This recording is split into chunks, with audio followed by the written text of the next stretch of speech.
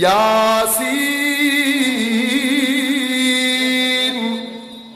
ওয়াল কুরআনিল হাকীম ইন্নাকা লামিনাল মুরসালিন।